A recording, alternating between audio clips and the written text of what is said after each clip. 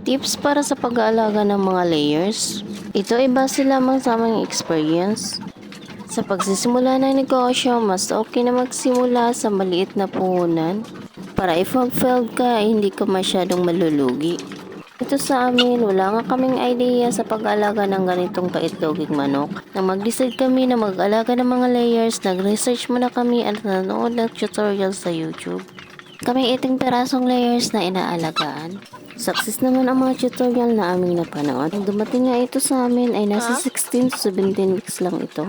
After 3 weeks, nagsimula na nga itong mag-egg drop at tuloy-tuloy na ang kanilang pangingitlog hanggang ngayon.